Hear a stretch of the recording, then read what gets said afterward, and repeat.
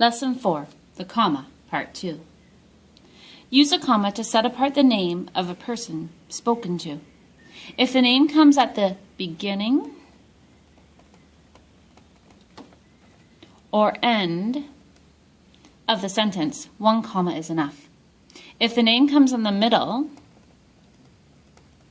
of the sentence, place one comma before the name and the other after it. Here are some examples. Please answer the phone, Jim. Ginny, may I use your pen? I believe, Mark, that you are right. Set off an appositive by commas. An appositive is the word or group of words that mean the same as the noun just before it.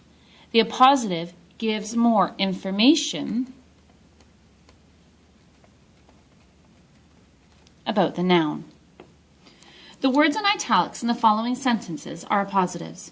Notice that they tell more about Mr. Lopez and our neighbor. Notice also that they are set off by commas. Mr. Lopez, the scoutmaster, moved away. Our neighbor, Mrs. Carl, drives an ambulance. Set the parts of the date by commas. One more time. Separate the parts of the date by commas. If the date appears in the middle of the sentence, place a comma after the last part. Do not place a comma between the month and the number of the day. For example, April 4 has no comma.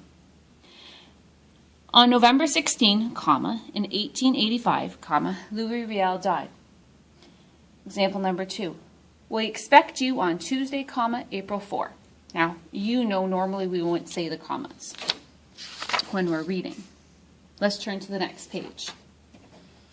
Separate the name of the city from the name of the province or territory or country by a comma. If the two names come in the middle of a sentence, place a comma after the second name as well. For example, my grandmother was born in Dublin, Ireland. We left London, Ontario at noon. Now you're ready to do the exercises on page 2 of your assignment.